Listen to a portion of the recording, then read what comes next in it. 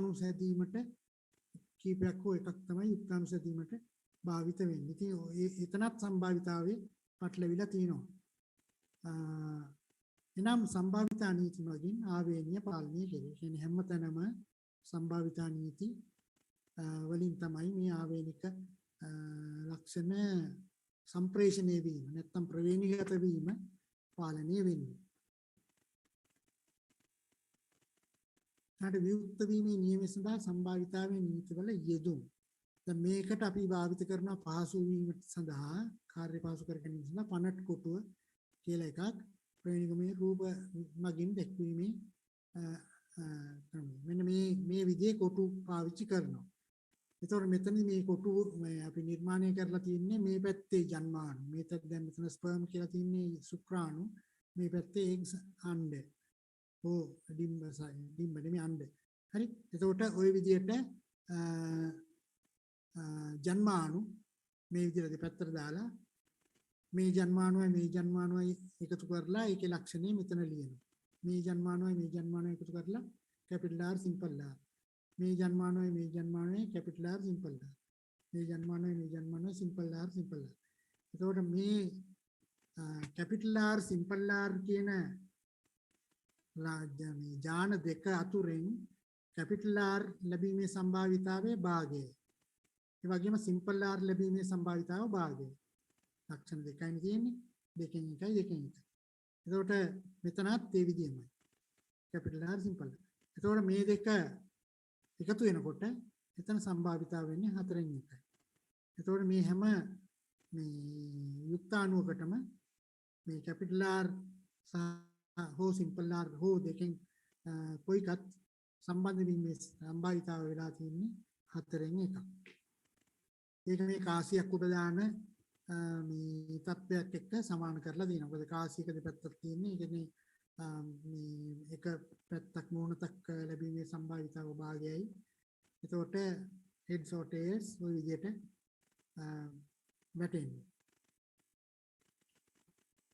මේ තියෙන ඒ ස්ලයිඩ් එකම මෙතන කැපිටල් R සිම්පල් R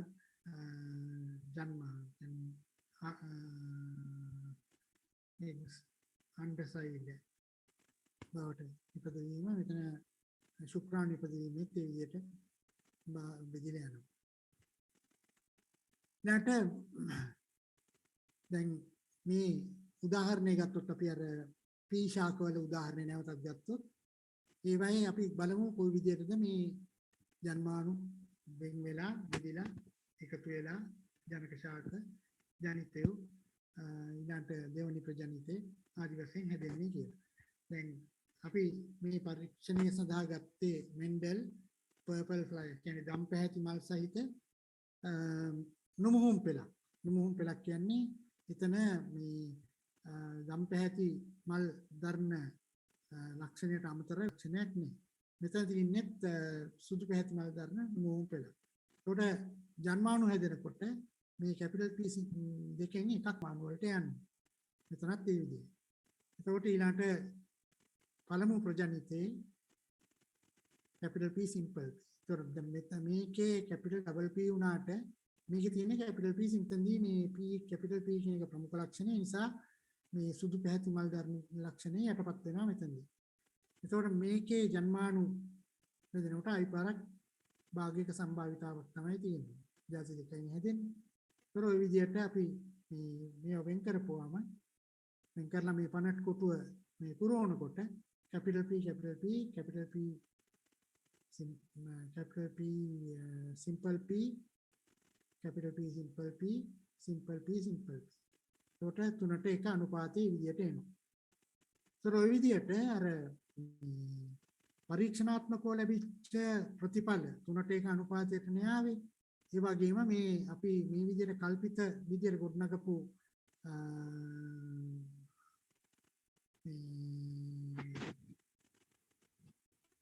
අවස්ථාවේදීත් අපිට තුනට එක අනුපාතයට මේවා ලැබිලා තියෙනවා. ඒ කියන්නේ පරිේශන ආකෘතිය සහ මේ අපි විසින් මනෝමය වශයෙන් ගොඩනගපු ආකෘතිය එක මත එක පිළිට නැත්නම් අති පිළිට වෙනවා. ඒ කියන්නේ අපේ උපකල්පන හරි. සම්භාවිතා නියමයට අදාළව මොහුගත කරන ක්‍රමයකි. ඊළාට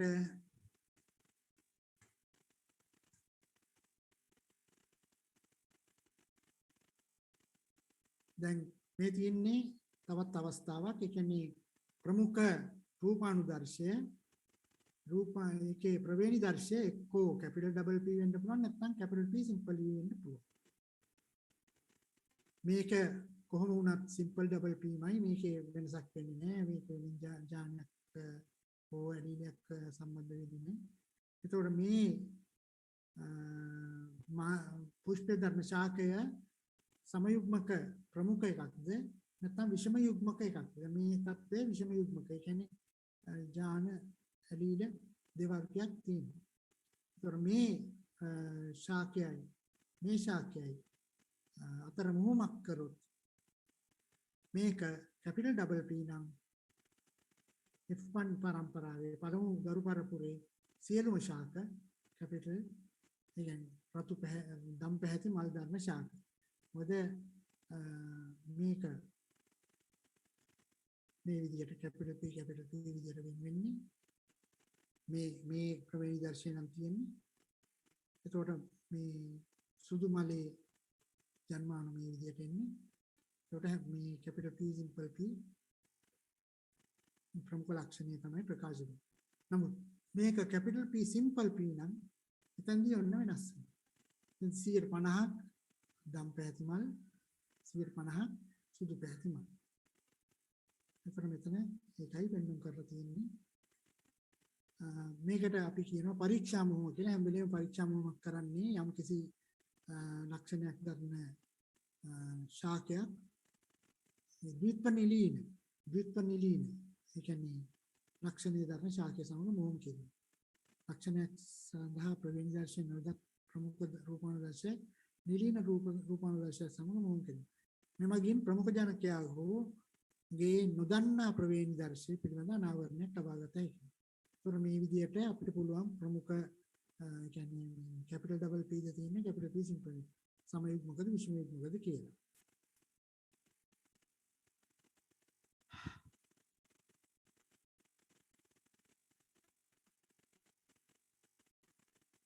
මේකත් අරගෙන තමයි මේක ඒකාංග මොහොමක් කියලා හඳුන්වනවා. එවැනි මොහොමක්. මොකද එක ලක්ෂණයක් විතරයි වරකට අපි සැලකිල්ලට වාජනය කරලා තියෙන්නේ.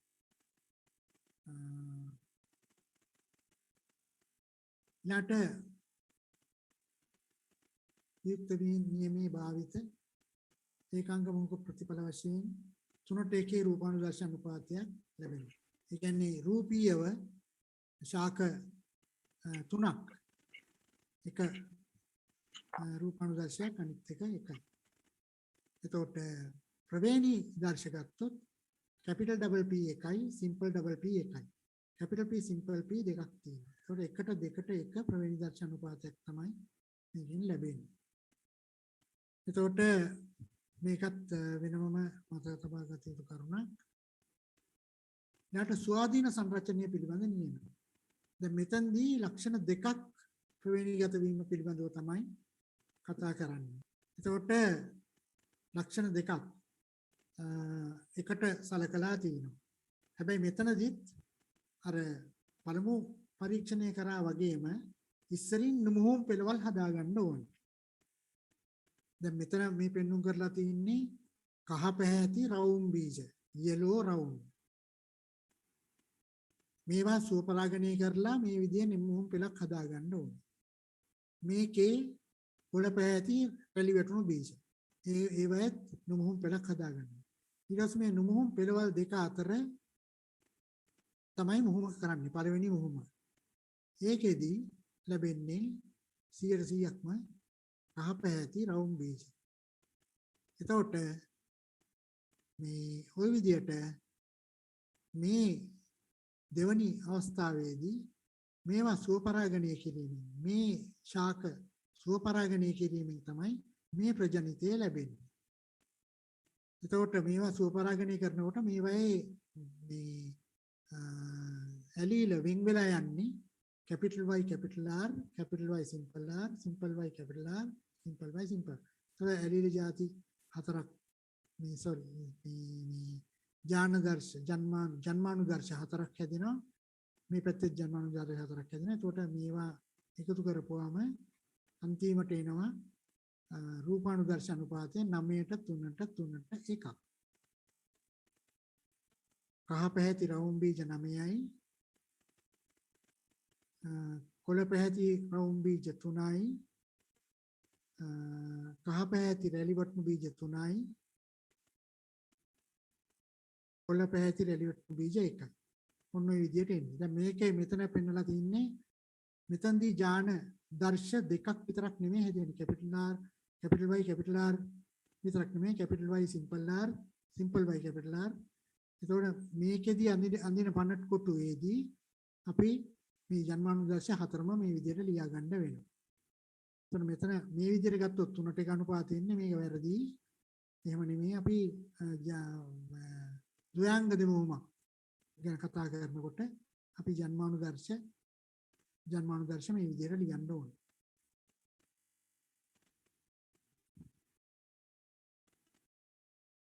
හරි. ඒතොරන මේ 9ට 3ට 3ට 1 අනුපාතය ලැබිච්ච විදිය තමයි මේ මම තේරුම් කළේ.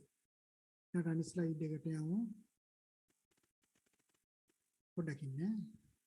මේදී දැන් මේ සංඛ්‍යාවන් මේ කහ පැහැති රවුම් බීජ ධර්ම සංඛ්‍යාවන් වෙනමම සටහන් කරගෙන තිනවා මෙන්ඩල් 315යි කොළ පැහැති රවුම් බීජ 108යි කහ පැහැති හැකිලිමු බීජ 101යි කොළ පැහැති හැකිලිමු බීජ 30යි. ඒතොර මේ අනුව තමයි මේ 9ට 3ට 3ට 1 අනුපාත ගන්නේ කරලා දෙන්නේ. දැන් මේ මෙන්ඩල් කරපු වැදගත්ම දෙයක් තමයි මේ ප්‍රතිඵල හොඳින් නිරීක්ෂණය කිරීම සහ ඒ වාර්තාවන් පවත්වා ගැනීම. ඊළාට ඒවා විශ්ලේෂණය කරපුවාම මේ විදිහට 9ට 3ට 3ට 1 අනුපාතය ලැබෙනවා. ඒතර ඕනෑම මේ විදිහට ද්වයාංග දෙමුහමකදී ඕනෑම නෙවෙයි සමහර ද්වයාංග දෙමුහම වලදී මේ තත්වයන් තමයි එන්නේ. ස්වාධීන සංරචන නියමයේ අපි වචනයෙන් ප්‍රකාශ කරොත් එක් ඇලීල යුගලක වියුක්ත වීම අනෙක් ඇලීල යුගලයේ වියුක්ත වීමෙන් සම්පූර්ණයෙන්ම ස්වාධීනව සිදුවේ. මෙයද ඌණ විභාජන ප්‍රතිඵල වශයෙන් සිදුවන්නකි. අපි නැවතත් කලින් ස්ලයිඩ් එකට ගිහිල්ලා බලුවොත් ඒ කියන්නේ කැපිටල් Y සමග කැපිටල් R හෝ සිම්පල් R වෙන වෙලා යන්න පුළුවන්. ඒකට මේ විදිහට සිම්පල් y සමග කැපිටල් R හෝ සිම්පල් එක් මේ ඇලීල යුගලේ වියුක්ත වීම මේ ඇලීල යුගලේ වියුක්ත වීමෙන් සම්පූර්ණයෙන්ම ස්වාධීනව සිදු වෙනවා. ඒ නිසා තමයි මේ විදිහට ජන්මානුදර්ශ මේවට කියන්නේ ජන්මානුදර්ශ කියලා ජන්මානුදර්ශ හතරක් හැදෙන්නේ.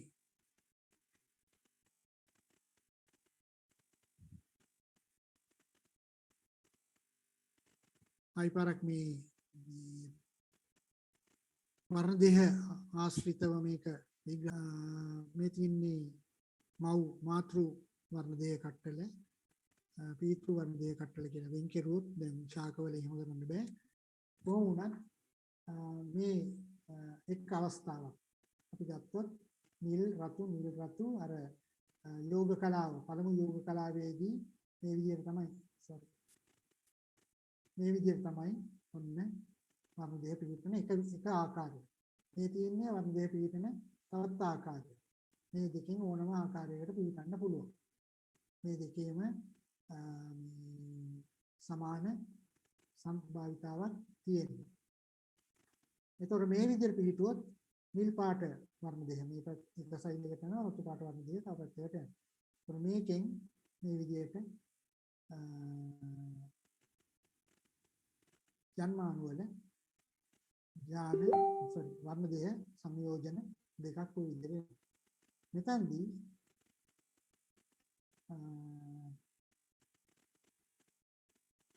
මේ විදිහ සංයෝජන එන්නේ. ජන්මාණු සංයෝජන එන්නේ. නිල් එකයි රතු එකයි නිල් එකයි රතු එකයි අපේ ඩයිමන්ඩ් එක අඩියස්. ඉතින් මේ කොහොම වුණත් ස්වාධීන එක් ඇලීල යුගලක වියුක්ත වීම අනිත් ඇලීල යුගලේ වියුක්ත වීම ස්වාධීන තිබෙන නිසා අනිවාර්යෙන්ම ජන්මානුදර්ශ හතරක් හැදෙනවා. මේකත් අරකම තවදුරටත් පැහැදිලි කිරීමක් තමයි. මෙතන මේ හැබැයි ජානපත ලකුණු කරලා තියෙනවා. Simple B, capital B. Simple S, capital S. එතකොට මේ විදිහට තිබුණොත් ඒ කියන්නේ පළමු යෝග කලාවේදී එතකොට දෙවනි යෝග කලාවේදී මේ විදිහට ඊට මේකේ දෙවනි යෝග කලාවෙන් ජන්මාණු වලට බෙදලා යන්නේ මේ ආකාරයට. ඒ විදිහට ජන්මානුදර්ශ හතරක් ඇති වෙන ක්‍රමය තමයි පෙන්වන්න කරලා තියෙන්නේ. එතකොට මේ අර පනට් කොටුව ලොකු හින්දා වඩා පහසු ක්‍රමයක් තියෙනවා මේ විදිහට. ඒ කියන්නේ ඒක දෙකට බෙදාගෙන. කොහොම වුණත් මේ කැපිටල් R සිම්පල් R කියන ජන්මාණු ඇලීල මේ ඇලීලේ වියුක්ත වීම මේ ඇලීලෙන් සම්පූර්ණයෙන්ම ස්වාධීනව සිදු වෙනවා නම් අපිට මේවා වෙන වෙනම සලකා බලන්න පුළුවන්. එතකොට කැපිටල් R සිම්පල් R වල ප්‍රවේණිගත වීම අපි බැලුවොත් මේ ආකාරයට මේක රවුම් ඒවා තුනයි වැලියට් වල එකයි. ඊළාට මේ තියෙන්නේ පොළ පැහැති සහ කහ පැහැති බීජ දැරීම මේකෙදි තුනට එකයි. කහ පාට තුනයි පොළ පාට එකයි. ඒතර මේ දෙක වැඩි කරපුවාම කහ රවුම් 9යි වැලියට් නු පොළ වැලියට් නු කහ 3යි රවුම් පොළ 3යි වැලියට් නු පොළ 1යි. ඔය විදිහට ගන්න පුළුවන්. අර 9ට 3ට 3 එක එකම එනවා මේ විදිහට ගන්නත් පුළුවන්. මේක ටිකක් පහසුයි. අර 9ට 3ට 3ට ඒක අර ලොකු කොටුවක් ඇඳගෙන ඒක ලියනකොට සමහරකට ඥාන සංයෝජන වර්ධින්න පුළුවන්. ඒ වගේ දේවල් අඩුයි. පූර්ණනේ පළමු විභාජනයේදී වර්ණ දේවල් ස්වාධීන යුක්තියම ස්වාධීන සංරචනයට හේතු වෙයි. ස්වාධීන සංරචනයේ ඥාන ප්‍රතිසංයෝජනයට හේතු වෙයි. කියන්නේ මේ විතරදී සත්‍යවදී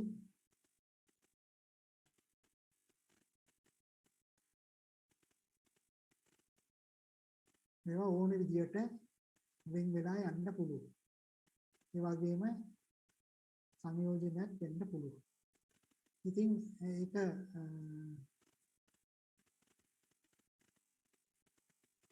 අර ප්‍රතිසංයෝජන කියලා කියන්නේ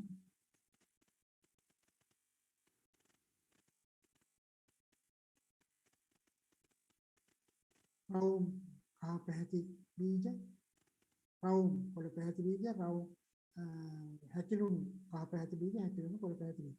ඒතර මේවා අර ලක්ෂණ කලවම් වෙලා යනවා. ඒක තමයි ප්‍රතිසංයෝජන කියලා කියන්නේ. මේකේ මෞදර්ශ කියන්නේ මෞදර්ශ වෙන්නේ රවුම් පොළ පැහැති හැකිලුණු පොළ පැහැති. රවුම් කහ පැහැති බීජ හැකිලුණු පොළ පැහැති බීජ. ඒතර මේවා තමයි මෞදර්ශ. මේවා තමයි ප්‍රතිසංයෝජිත. අක්ෂර මාරු වෙලා යන්නේ.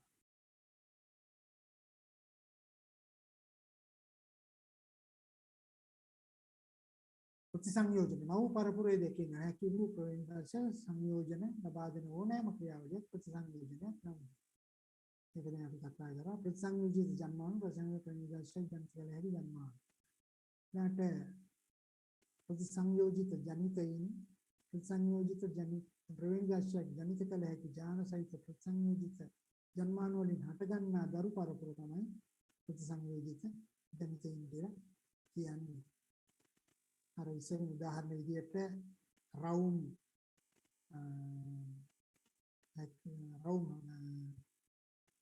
පොළ පැහැති බීජ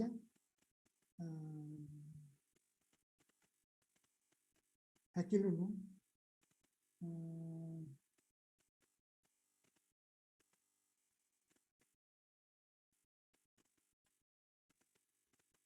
අවුම් කොළ පැහැති බීජ, හැකිලුණු කහ පැහැති බීජ. ඒතර මේවා තමයි ප්‍රතිසංවේදී තියෙන්නේ.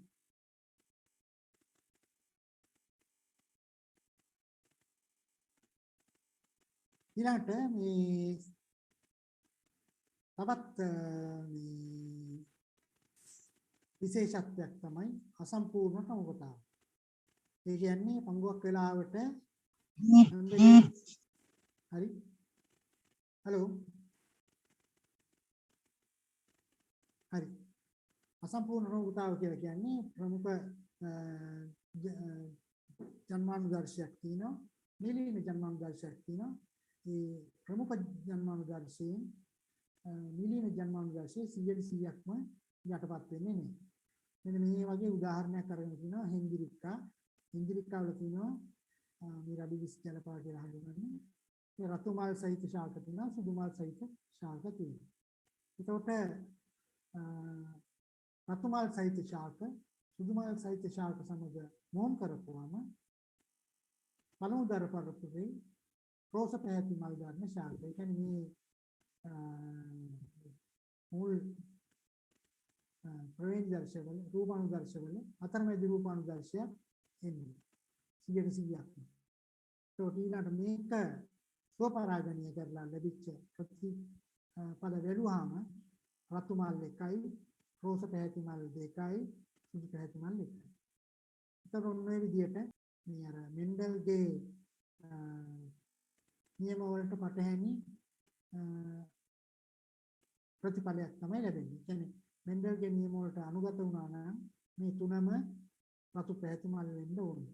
ඉතින් මෙතනදී වෙලා තින්නේ මේ ඇලීලය පදින් මේ ඇලීලය සුදු පැහැති මල් දරීම සඳහා වන ඇලීලය සම්පූර්ණයෙන්ම යටපත් නොවීම.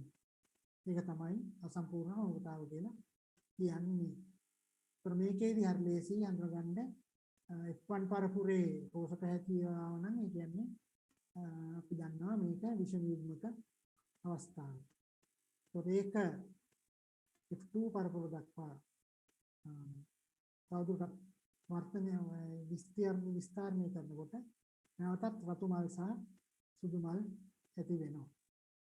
ඒතර මේ ලක්ෂණ හැංගවිලා ගිහිල්ලා නෙමෙයි මේ ලක්ෂණ ප්‍රකාශ වීමට ඇති නොහැකියාව තමයි මෙතන පෙන්වන්න කරන්නේ. රෝස මල් කියන ඒවාදී සුදු මල් වලින් 100%ක්ම යටපත් වෙන්නේ නැහැ මේ රෝස මල් ලක්ෂණ. ඊට මේ සහ ප්‍රමුඛතාව මේකට කියන කෝඩොමිනන්ස් සමහර පොත්වල සඳහන් වෙනවා නෝ ඩොමිනන්ස් කියලා. එතකොට අසම්පූර්ණ ප්‍රමුඛතාවයේදී විෂම කැලී දෙකේම ලක්ෂණ ප්‍රකාශයටපත් කරයි. සහ ප්‍රමුඛතාව අතරමැදි ආකාරයක් නොව එක් ඇලීලය වෙන වෙනම ප්‍රකාශනය කිරීමක් සිදු කෙරේ. එතකොට මේ තියෙන ඇලීලය අනුව සහ ප්‍රමුඛතාවයේදී වෙන වෙනම ප්‍රකාශන ඉදිරිපත් වෙන්නේ. මේ සඳහා හොඳම උදාහරණය ABO මානව රුධිර ගණන පිළිබඳ උදාහරණයක්. දැන් අපි ගත්තොත් අපි දන්නවා මානව රුධිර ගණන තියෙනවා, A රුධිර ගණනය තියෙනවා, B රුධිර ගණනය තියෙනවා, O රුධිර ගණනය තියෙනවා. ඒත් අපි බලමු මෙතනදී කොහොමද ඒවා සම්බන්ධ වෙන්නේ කියලා. දැන් මේකට පදනම් වෙච්ච ප්‍රවේණික මූලධර්මය හඳුන්වන්නේ අපි බහු ඇලීලතාව කියලා. ඒකට උදාහරණයක් විදිහට ගන්න ABO ගත්තයි. මේ විදිහට මේ රුධිර ආකාර දෙන්නේ කොහොමද කියලා. ප්‍රධාන රුධිර ගණන නිර්ණය කෙරෙන්නේ පතේක පීඩන ඇලීල යුගල 3ක් මගින්. දැන් මෙතනදී එක් පතේක පීඩන ඇලීල යුගල 3ක් තියෙනවා. ඕන වෙලාවක පීඩන්නේ 2යි. හැබැයි එකිනෙකට වෙනස් ඇලීල 3ක් තියෙනවා. පැහැදිලිව තේරුම් ගන්න. එතකොට එනම් මේවා හඳුන්වන්නේ මේ ආකාරයට අංකණයක් දීලා තියෙන්නේ. සිම්පල් ලයි කියන්නේ නිලීන ජන්මානුදර්ශය. IA කියන්නේ A රුධිර ගණයේ ප්‍රමුඛ වන ජන්මානුදර්ශය. B කියන්නේ එතකොට B රුධිර ගණයට ප්‍රමුඛ දර්ශය. ඒතර මේ දෙක ප්‍රමුඛයි. මේ දෙක ප්‍රමුඛයි මේක නිලිය. අපි බලමු කොහොමද වෙන්නේ. IA සහ IB එකට තියෙනවා නම් මේවා සහ ප්‍රමුඛ ඇලීල. දැන් මෙතන තියෙනවා ಜಾති තුනක්. මතක තියාගන්න බහු ඇලීලතාව තියෙන එකම ලක්ෂණයක් නිර්ණය කරන ඇලීල තුනක් මෙතනදි සම්බන්ධ වෙනවා.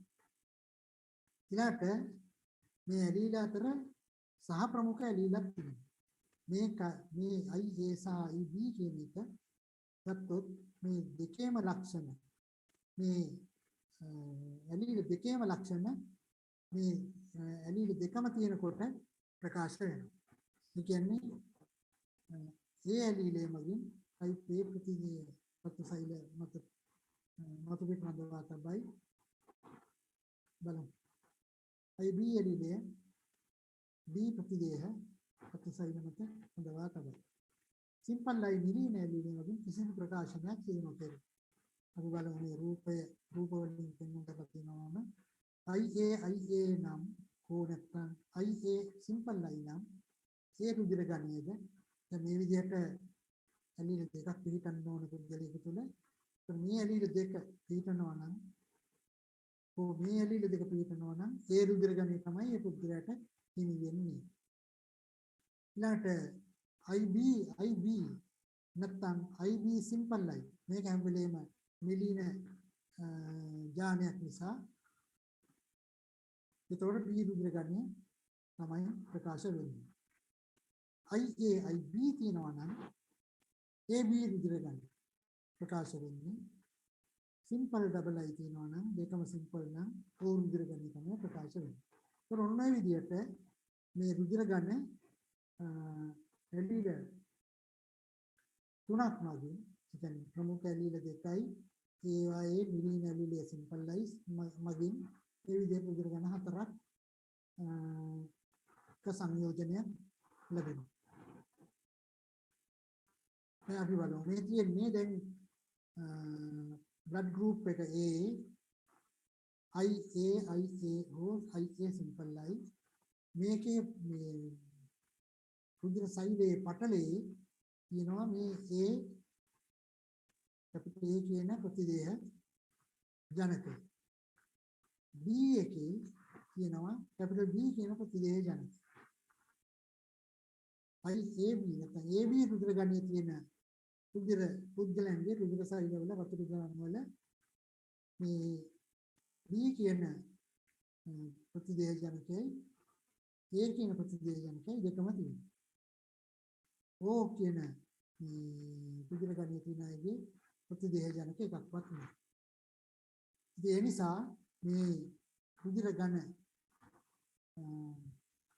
වල තත්වයන් වෙනස් වෙනවා. මොකද අපි බලමු ඊළඟට බහු ඇලීලතාවයේ නිශ්චිත ඥානපතයක් නිසා එල්ල දෙකට වැඩි ගණනක් ප්‍රවතිය කියන පිළිගත යුතු සත්‍ය ඕනෑම එක් අවස්ථාවකදී එක් පතයක් සඳහා ඇලීල දෙකට වැඩි සංඛ්‍යාවක් ප්‍රවතිය හැකිය යන එකේ එවන් අවස්ථා බහු ඇලීලතාව වෙනවා හඳුන්වනවා. එතකොට එක් අවස්ථාවක් සඳහා දෙකයි දෙන්න පුළුවන්. හැබැයි එකිනෙකට වෙනස් ඇලීල කීපයක් තියෙන්න පුළුවන්. දැන් මේ අවස්ථාවේ උදාහරණයේදී තුනක් තියෙනවා. දැන් ප්‍රමුඛතා තත්ත්වයන් බහු ඇලීල සඳහා වෙනස් වනු ඇත. දැන් උදාහරණයක් විදිහට මෙතන අරන් දෙන්නේ හාවුන්ගේ හැමේ වර්ණය සම්බන්ධයෙන් එක් ඥානයක් සඳහා ඇලීල හතරක් බලපාන අවස්ථාවක් ඇත. ඒ වගේ වෙන සත්තුලේ තත්ත්වයන් ඊට වඩා වෙනස් වෙනවා. රුධිර පාරවිලයනයන් හෝ අවයව බද්ධ කිරීම කරන අවස්ථාවන්හිදී අදාළ රුධිර ගණ සහ පටක ආකාර tissue types ආකාර කියන්නේ type කියනවා. blood type අතරම රුධිර ගණ නෙමෙයි රුධිර ආකාර වෙන්න ඕන. blood types tissue types ගැලපෙන්න ඕන. දැන් සංගෝක් වෙලාවට blood type එක ගැලපෙනවා නම් tissue type එක ගැලපෙන්නේ නැහැ. ඒ නිසා ඕනම ඒ ගණේ මේ රුධිරයේ තියෙන කෙනෙකුට තවත් ඒ ගණේ රුධිරයේ තියෙන කෙනෙකුට මේ හදවතක් හෝ නැත්නම් වකුගඩුවක් බද්ධ කරන්න බෑ. ඒ පටක ආකාරවල ප්‍රතිදේහ ජනක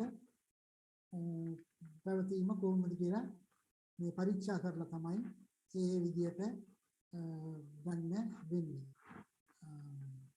අත්‍යවශ්‍ය වෙන්නේ දෙකම රුධිර ගණනයි පටක ආකාර ගැලපීමයි අත්‍යවශ්‍ය වෙන්නේ. මන්දයක් පුද්ගලයාගේ රුධිරයේ පවතින ප්‍රතිදේහ අතුරු දනවල වඩංගු ප්‍රතිදේහ ජනක සමග ගැලපෙන්නේ නම් ඒවා අන්තර්ක්‍රියා කළ හැකි වීම. ඒ කියන්නේ අපි පෙන්වා අර රතු පාට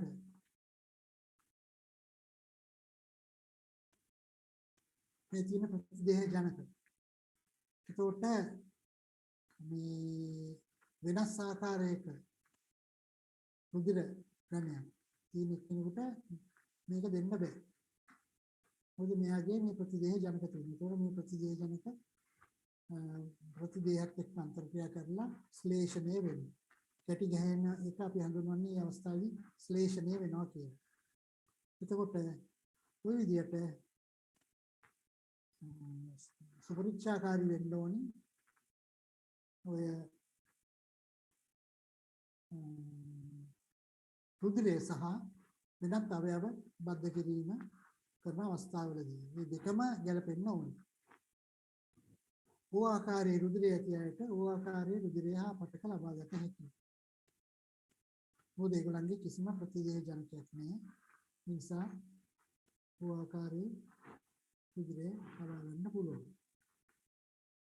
type AB දන්න පුද්ගලයෙකුට ඕනෑම ආකාරයේ රුධිරයක් AB හෝ O ඕනෑම ආකාරයක ඕ පටක හෝ ලබා ගත හැකියි. මේ AB දන්න type AB දන්න රුධිර ගණයේ සහිත පුද්ගලයන්ට උතන විශේෂ වාසියක් සැලසීලා තිනවා. සබාධමින්ම ඕනෑම ආකාරයක රුධිරය හෝ පටක හෝ ලබා ගැනීමේ හැකියාව ලැබිලා තියෙනවා. මීට අමතරව වෙනත් රුධිර ආකාරයක පවතී RH සාධකය. ඒතකොට තියෙනවා MN RH positive negative කියලා තියෙනවා.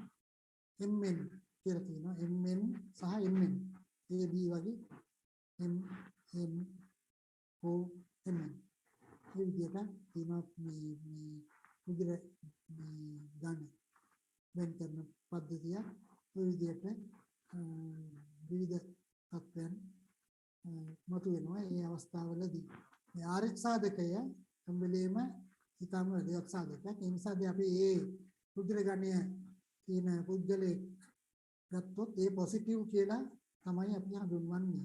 ඒ කියන්නේ ඒත් එක්කම RH සාධකයකට පරීක්ෂණයක් කරලා තමයි RH සාධකයේ තත්ත්වය මොකක්ද කියලා බලලා තමයි රුධිර ගණය අවසානයේදී නිර්ණය කරන්නේ. ඒකට ඒ පොසිටිව් ඒ නෙගටිව් වෙන්න පුළුවන්. ඒ පොසිටිව් නෙගටිව් කතාව වෙන්නේ RH සාධකයේ මත. එතන මේ අර මම ඉස්සරින් සඳහන් කරා MN කියලා ඒක එච්චරම තදින් බලපාන්නේ මේ රුධිර පාරඩිලේනේ වලදී අපි සලකන්නේ ABO සිස්ටම් එකයි RH සිස්ටම් එකයි. ඊළඟට රුධිර ආකාරය මේ blood types කියන්නේ ඒ කියන්නේ Aද Bද ABද Oද කියන එක මාතෘත්ව හෝ පීතෘත්ව අර්බුද විසඳීමටද සමහර අවස්ථාවලදී යොදවනු ලැබේ.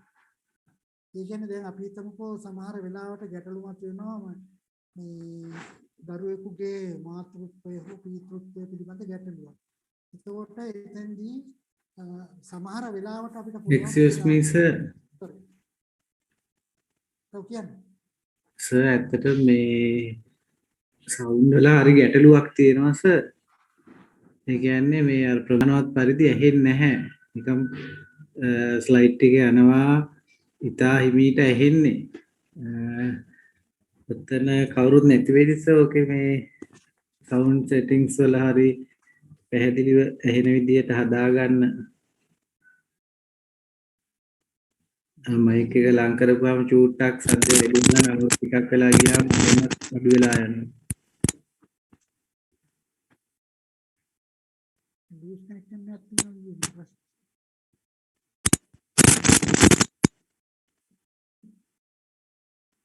फ्रेंड्स सब तीन आदे हेलो क्या सर हेलो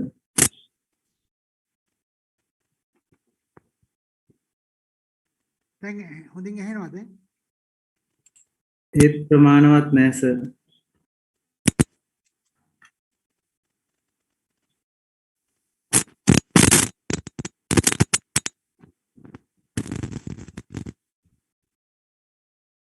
නැද්ද?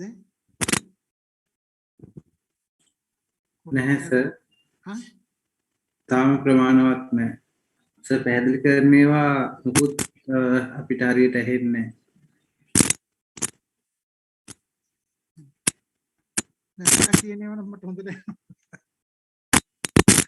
මට හිතෙන්නේ ඔයාගේ මේ හෙඩ්ෆෝන් එක හෙඩ්සෙට් එක මට කරගත්තම හොඳයි වගේ. මේක මම අර ඇහෙන්නේ නැති නිසා අලුත් සෙට් එකක් ගත්තේ. ඔයගොල්ලෝ ඇහෙන්නේ නැහැ කියලා කියපු නිසා. මම පරණ සෙට් එකක් ගහලා බලන්න දාපහු. හලෝ. තාම නම් ප්‍රමාණවත් නැහැ සර්.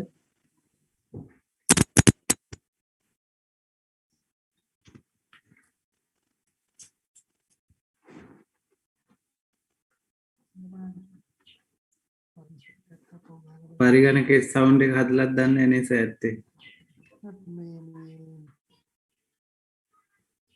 ඔව් සර් පොඩ්ඩක් බලන්න සර් මේ මැෂින් එකේ හරි සර්ගේ යූස් කරන ලැප් එකේ හරි ඔය සවුන්ඩ් සෙටින් ග්‍රැෆයිට් එක්ස්වයිස් කියලා ඔය තියෙන එකක සෙටින් පොඩ්ඩක් සර් ඒක බලන්න මේ ඇත්තට මේ එන්නේ තමයි අපි අර අරණ මතකේ ලාවට අලුත් කර ගැනීම මිසක් මේක ඇහුන්නේ නැහැ මෙච්චර කාල සර්ගේ මුළු ලෙක්චර්ස්. ඇත්ත. හැබැයි මම මේ ඔක්කොම සෙට් මේ චෙක් කරලා මේ අලුත් හෙඩ්සෙට් එක ගත්තාම ඒ ඔක්කොම චෙක් කරලා තියෙන්නේ.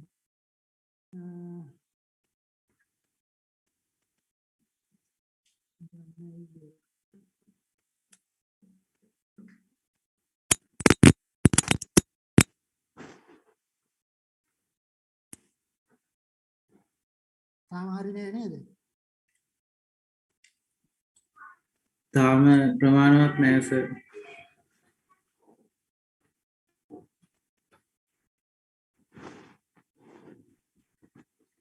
පොඩ්ඩක් ඉඳ බලන්න මම අනිත්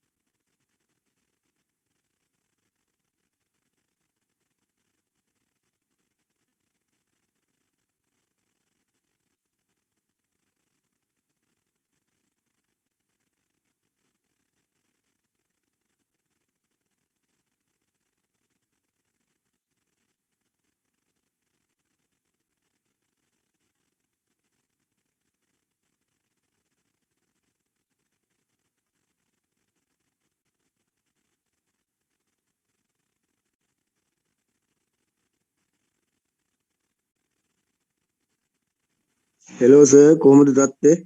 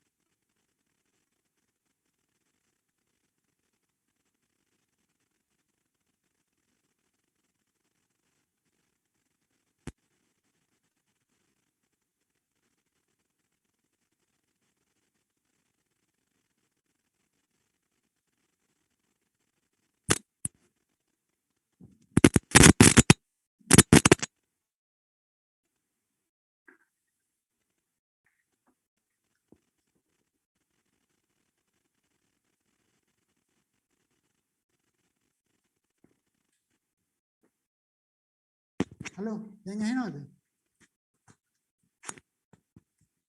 දැන් ඇහෙනවද? ඇහෙනවා සර් පෙර තත්ත්වෙම තමයි ඇහෙන්නේ. ඇත්ත.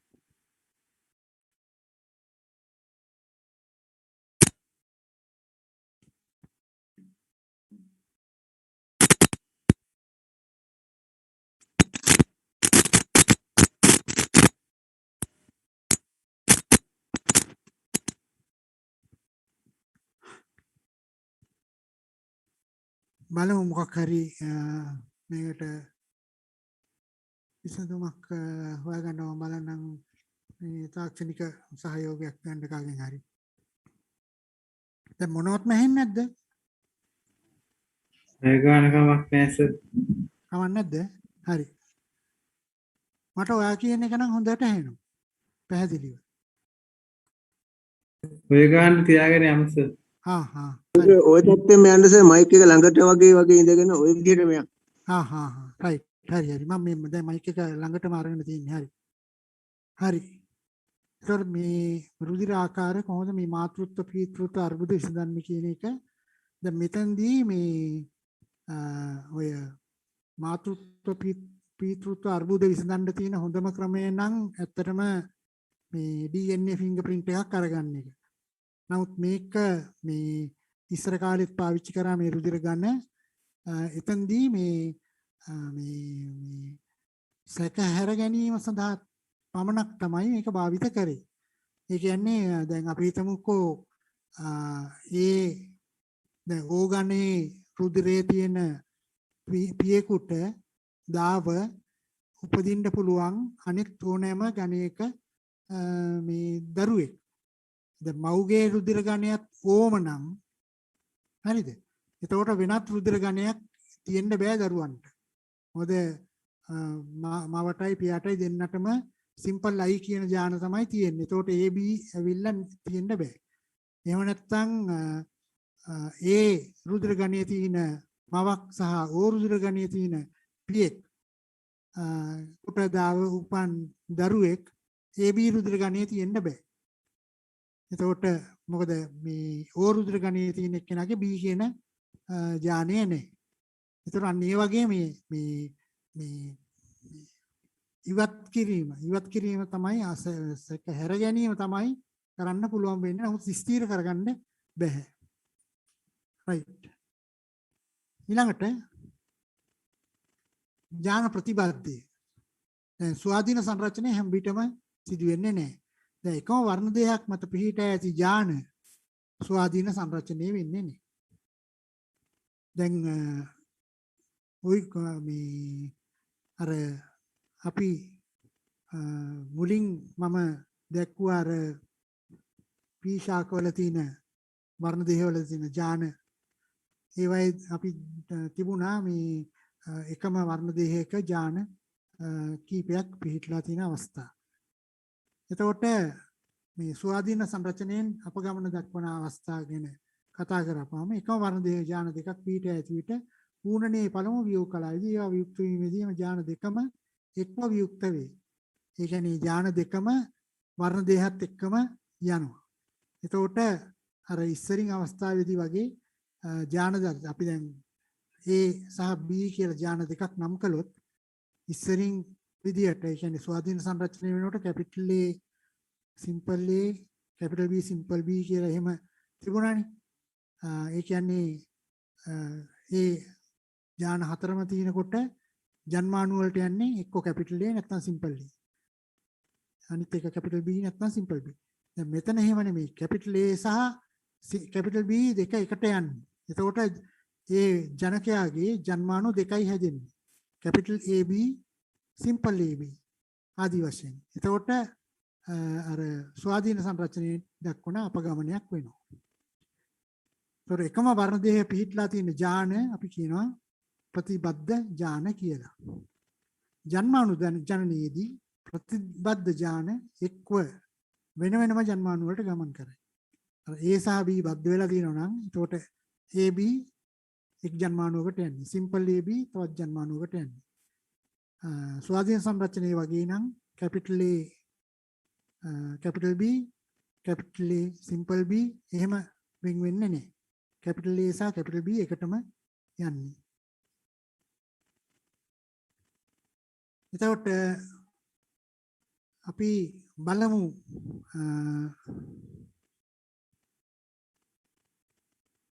මේ විදිහේ පරීක්ෂා මුහුමක ප්‍රතිඵල පූර්වකථනය කරමු. දැන් මේ කියන්නේ මේ ඇත්තටම මේ ප්‍රතිබද්ධය හොයාගත්තේ මෝගන් කියන විද්‍යාඥයා විසින්. එයා මේ පළතුරු මැස්සෝ මේ ඩ්‍රොසොෆිලා මෙලනෝගැස්ට කියන විශේෂයට අයිති පළතුරු මැස්සන් විභාගන තමයි පරීක්ෂණ කරේ. මේ තියන්නේ පළමුතුරු මැස්සන්ගේ ප්‍රභේද දෙකක් ආකාර දෙකක් හඳුනාගත්තා. දැන් මෙතන වයිල්ඩ් ටයිප් කියලා කියන්නේ මේ ස්වභාවික දර්ශය ඒගොල්ලෝ තමයි ප්‍රමුඛ අලු දේහ වර්ණයක් සහ සාමාන්‍ය පියාපත් ඒගොල්ලන්ට තියෙන්නේ. ඒතකොට මේ ලක්ෂණ දෙකම එක වර්ණ දේහයක පිහිටලා තියෙන්නේ. දැන් මෙතන B+ ඒගොල්ලෝ දෙන අංකන ක්‍රමයක් පොඩ්ඩක් වෙනස්. B+ කියලා කියන්නේ මේ වර්ණය සම්බන්ධයෙන් තියෙන ඥාන දෙක.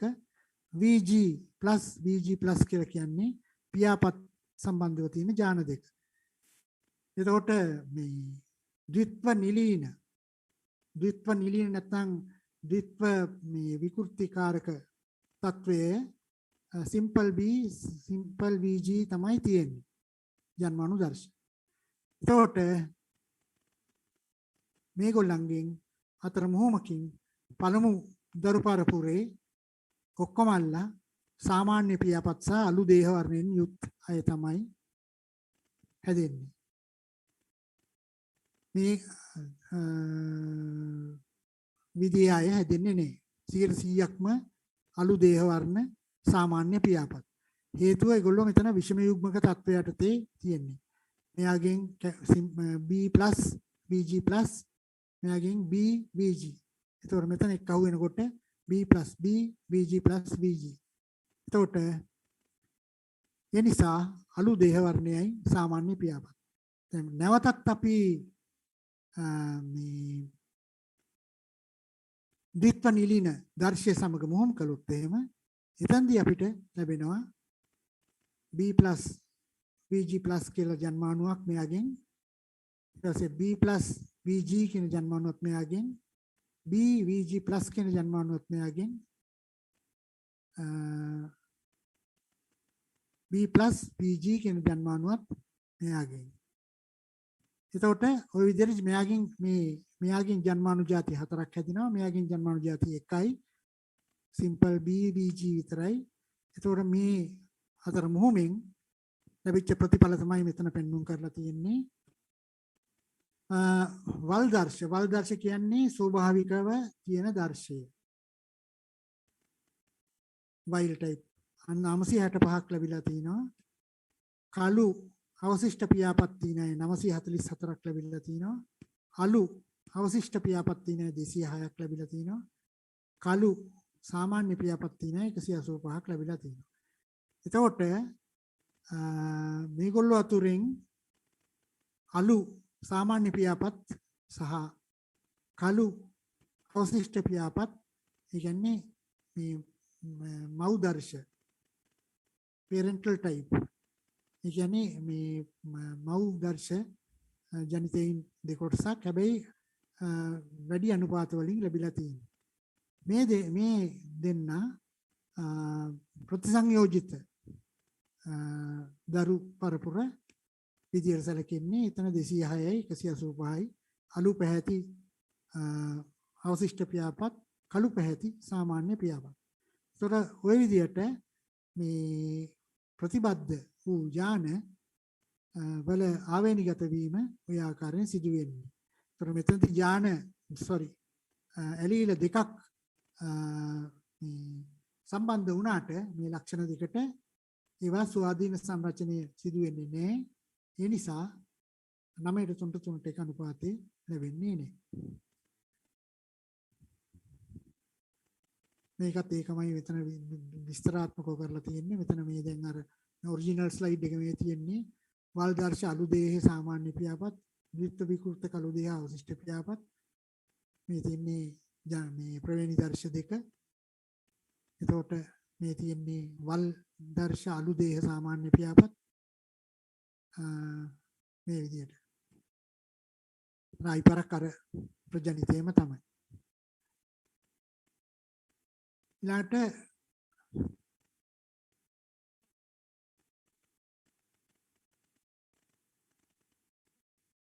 මේ අර දෙමොම පිළිබඳවම තමයි මෙතනත් කතා වෙන්නේ.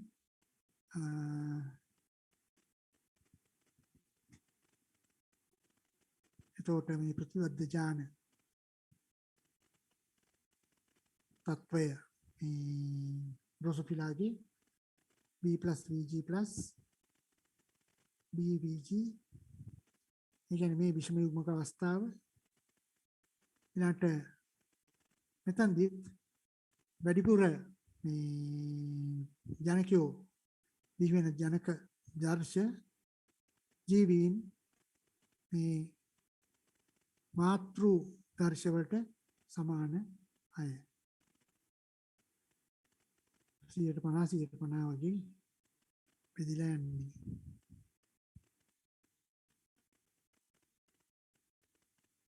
එතකොට මේ සමජාත වර්ණ දේහ වල මේ සිනැප්සිස් මේ විදිහට මන්සල් හැදෙනවා. සමජාත වර්ණ දෙයකට එක ළඟින් තියෙනකොට මන්සල් හැදෙනවා. දැන් මෙතන B කියන ඥානය B කියන ඥානය තියෙනවා. ඒතර මෙතන එක උඩ එක අතිපිහිත වෙලා මේ විදිහට මේ වර්ණ දෙහෙත් B සහ V අතර අතිපිහිත වීමක් තියෙනවා. ඊට පස්සේ දෙවෙනි මේ ඌර්ණ විභාජනයේ දෙවෙනි අවස්ථාව වෙනකොට මේ විදිහට මේ වර්ණ දේවල් කොටස් මාරු වෙලා තියෙනවා. වර්ණ දේවල් කොටස් මාරු වෙලා ওই විදිහට එතකොට simple B capital B කියලා තියෙනවා. දැන් මෙයාගේ තිබුණේ simple B මාතෘ වර්ණ දේහේ මෙයාගේ තිබුණේ capital B නමුත් මෙතනදී මේ B කියන ඥානය මාරු වෙලා තිනවා. simple B capital B මෙතන capital B simple B. එතකොට ඊළඟට මේක දෙවනි ඌර්ණයේ දෙවනි විභාජනයේදී මේ විදිහට කැඩිලා ගිහිල්ලා වෙන් වෙලා මේ විදිහට ಜಾති හතරක් හැදෙනවා.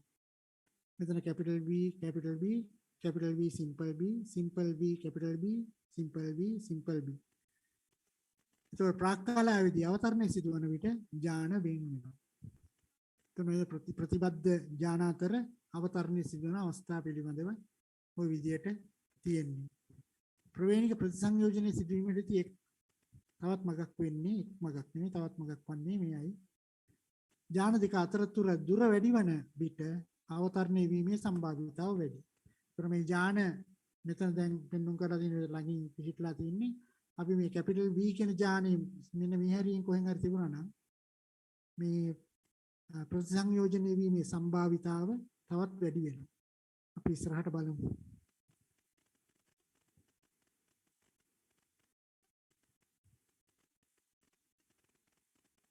අවතරණ ප්‍රතිශතය හෝ ප්‍රතිසංයෝජන ප්‍රතිශතය අපිට මේ විදිහට ගණනය කරන්න පුළුවන්. ඒ කියන්නේ ප්‍රජනිතයේ ඉන්න ප්‍රතිසංයෝජිත ජීවීන් සංඛ්‍යාව. අර capital B simple B capital B ඔය විදිහට ප්‍රතිසංයෝජිත ජීවීන් සංඛ්‍යාව සමස්ත ජීවීන්ගේ සංඛ්‍යාවෙන් බෙදලා ප්‍රතිශතයක් ලබා ගත්තාම අපිට ලැබෙනවා ප්‍රතිසංයෝජිත ප්‍රතිශතය. එතකොට අපිට පොඩකින්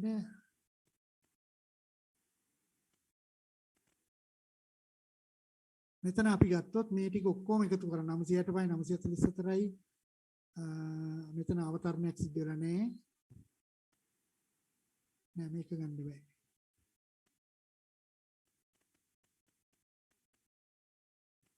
එතකොට මේ ප්‍රතිසංයෝජිත ප්‍රතිශත අපි කියනවා තවත් නමක් දෙනවා සිතියම් ඒකකයක් කියලා. මැප් යුනිට් එකක්. සම්මත පරිදි එක් සිතියම් ඒකකයක් කියන්නේ 100ට එකක ප්‍රතිසංයෝජනය. එතකොට මේක මේ ප්‍රතිශතයක් විදිහට මේ ප්‍රතිසංයෝජන මේ ප්‍රතිශතය එන්නේ ඒක එක ප්‍රතිසංයෝජන ප්‍රතිශතය එකයි කියන්නේ එක මැප් යුනිට් එකක් ඈතින් තමයි මේ වර්ණ ඥාන දෙක පිටලා තියෙන්නේ. මේ CM හෝ සෙන්ටිමෝගන් ඥාන සිතියම් ගත කිරීමේ පුරෝගාමී වූ තෝමස් හන්ට් මෝගන්ට ගරු කිරීමක් වශයෙන් ඥාන සිතියම් වල එකම වර්ණ දේහයක ඥාන දෙක අතර දුර සමගින් මනිනු ලැබේ. ඒක සෙන්ටිමෝගන් තමයි මේ ඒකකය මනින ඒ කියන්නේ ඥාන දෙකක් අතර දුර මනින ඒකකය. දැන් මේ විදිහට ගත්තාම මෙතන මේ රොසොෆිලාගේ කළු අලු වර්ණ දේහ මේ දේහ හැදියා මෙතන අවශිෂ්ට පියාපත් සාමාන්‍ය පියාපත් රතු ඇස් සිනබා අයිස් සිනබා කියන්නේ වෙනම වර්ණයක් මේ ඔරෙන්ජ් පාට වගේ එකක් මෙතන බ්‍රවුන් අයිස් රෙඩ් අයිස් හරි එතකොට මෙතන මේ උපාංග ආද ස්පර්ශක කෙටි ඒවා දිග ඒවා තියෙනවා. ඒකෝර මේවා මේ සිතියම් ගත කරලා තියෙනවා වර්ණ දේහයක මේක 48.5යි. ඒ කියන්නේ අර මේ ප්‍රතිශතය වර්ණ දේහ කියන්නේ අවතරණ ප්‍රතිශතය ගණන් කරලා තමයි බලලා තියෙන්නේ. එතකොට මේ විදිහට ලකුණු කරන්න පුළුවන් එක් ඥාන වර්ණ දේහය තුල පිහිටන දුර. දුර වැඩි වෙන්න අවතරණ සංඛ්‍යාත නැත්නම් ප්‍රතිශතය වැඩි වෙනවා.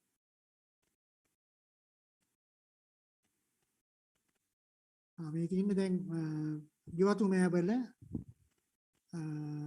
වර්ණ දේහ වල මේ ඥාන වල පතයන් පළමු වර්ණ දේහි මේ තින්නේ පුෂ්ප වර්ණය සඳහා වූ ඥානපතේ මේ තින්නේ බීජ වල වර්ණය සඳහා වූ ඥානපතේ. එතකොට මේවයි විදිහව දක්වන වෙලානේ මේ flower position අක්ෂීයද අග්‍රස්ථද කියන එක ඊට කරලේ හැඩය ශාකයේ උස. ඒතර මේ තුනම ප්‍රතිබද්ධ ඥාන විදියට එක වර්ණ දේහයක පිටලා තියෙනවා. ඒක මේ තින්නේ පොඩ් කලර් කියන්නේ මේ කරලේ වර්ණය බීජවල හැඩය ඒ විදිහට ලකුණු කරලා තිනවා ඥාන සිතියම්. ඒතර මානව වෙන්ඩලීය ලක්ෂණ සමහරක්. දැන් මානව වෙන්ඩලීය ලක්ෂණ ගත්තාම දැන් මෙතන මුලින්ම ලක්ෂණය කන්පෙති. කන්පෙති බද්ධ වී ඇත නිදහස්ය. දැන් මෙතන බද්ධ වෙලා කියනවා කියන්නේ කන්පෙති පාදය කම්මුලට මේ නැත්තම් මූණේ කොටසට හැමට බද්ධ වෙලා තිනවා කියන එක. නිදහස් කියන එක මේ පල්ලෙහා කම්පිත මේ පහසුවෙන් සෙලවෙන විදියට එහාට මෙහාට මේ ඇඟිලි වලින් එහා මෙහා කරනකොට හෙලවෙන විදියට තියෙන කන්පෙති. ඊළඟට විඩෝ ස්පීක් කියන්නේ මේ අපි කියනවා මේ හිසේ හෙයා ලයින් එක මේ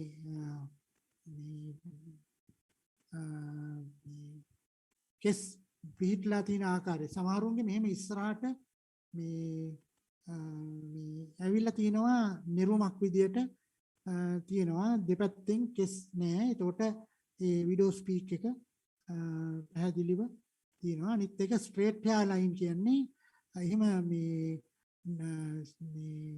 කෙස් වල නිරුමක් නෑ. ඔක්කොම කෙස් එකම මට්ටමට තියෙනවා. ඉන්න මම පෙන්නන්නම් පින්තූර ඩිම්පල්ස් ඒ කියන්නේ කම්මුල් වල ගැහිම සමහරුන්ගේ තියෙනවා සමහරුන්ගේ නෑ. ඒතකොට හිච්චයිකර්ස් තම් කියලා කියන්නේ මේ අර මෙහෙම ඇඟිල්ල මෙහෙම මාපට ඇඟිල්ල මෙහෙම උස්සපුවාම සමහරුන්ගේ මෙහෙම නැවිච්ච එකක් තියෙන්නේ. සමහරුන්ගේ ඍජු දැන් මෙහෙම ඇඟිල්ල උස්සපුවාම ඍජු. ඊළඟ දිව රෝල් කිරීම හැකිය නොහැකිය. සමහරුන්ට පුළුවන් දිව රෝල් කරන්න. සමහරුන්ට බෑ. සාමාන්‍යයෙන් දැන් අපි පන්ති වල ළමයින්ට කියනවා මේ දිව රෝල් කරන්න කියලා. එතකොට පුළුවන් ළමයි ඉන්නවනේ බැරි ළමයි ඉන්නවා.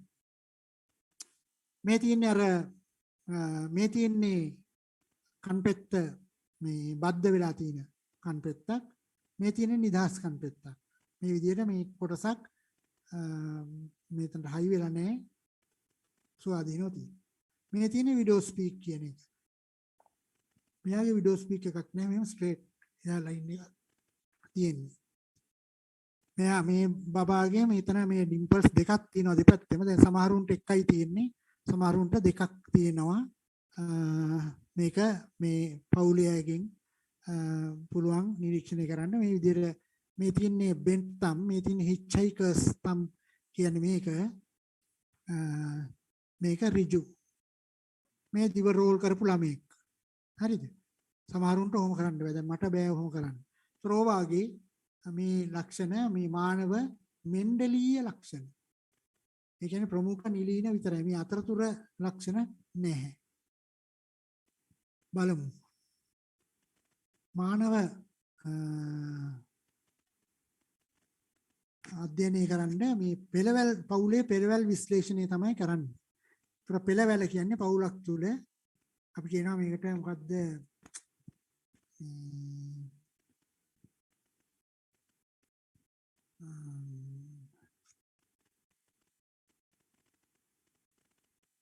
ඒක නිකන් මේ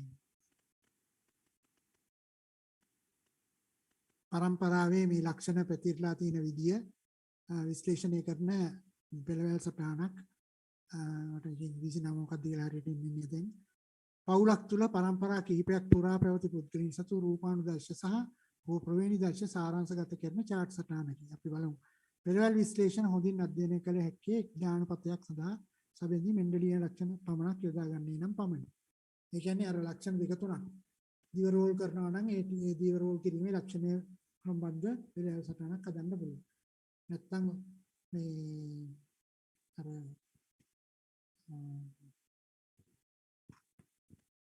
කෙස් මේ මතුවලා තියෙන විදිය ස්ට්‍රේට් පියාලින්ද අර විදියට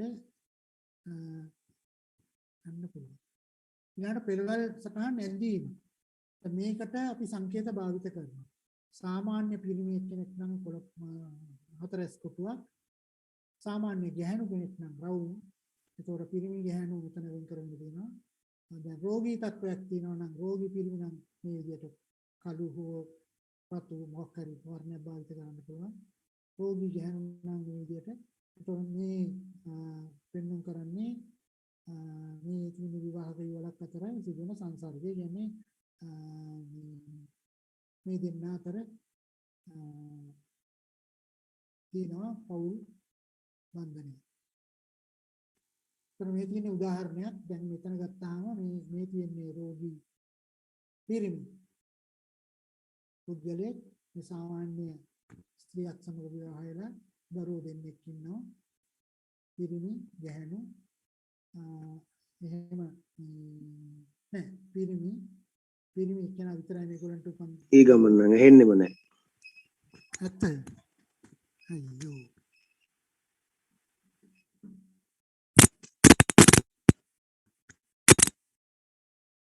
මේක මට මිනිමයිස් කරන්න විදියක් නෑ.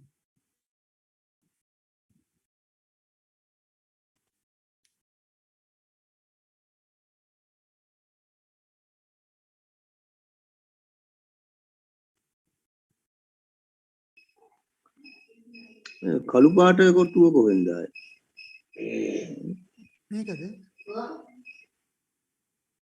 මේකද මේ කළු පාට කොටුවද? හා සර් මෙහෙමයි. ඒ කියන්නේ දැන් මම මෙතන මේ රතු පාටට මම Hello sir. හා මෙතන රතු පාටට දැම්මට මේ රතු තමා මේ කළු තමා මෙතන තියෙන්නේ.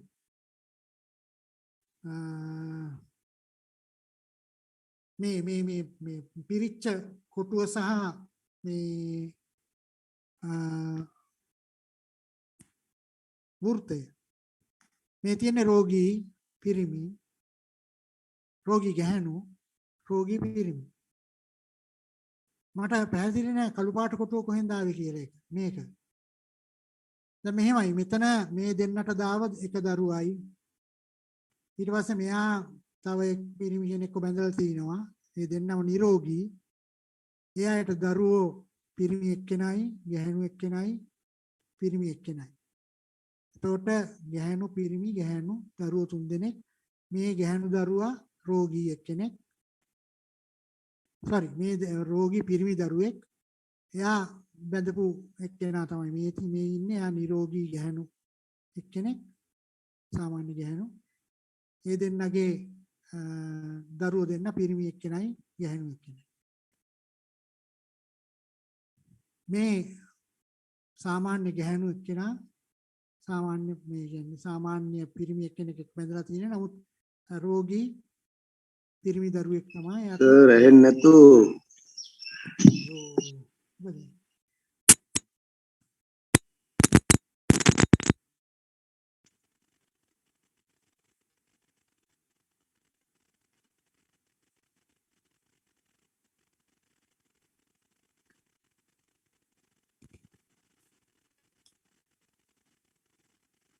සර් ෂෙයා කරලා තියෙන එක ස්ටොප් කරලා මේ ආපහු සවුන්ඩ් සෙටින්ග්ස් පොඩ්ඩක් බලන්නකෝ sir.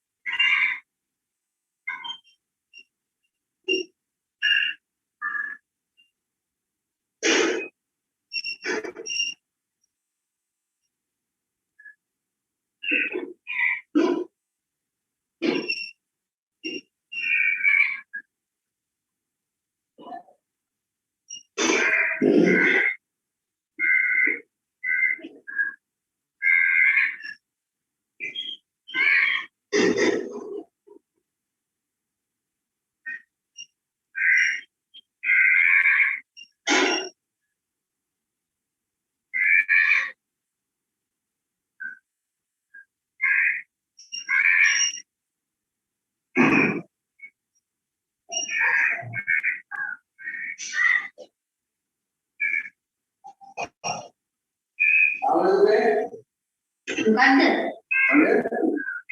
Ada nih buat tadi ada.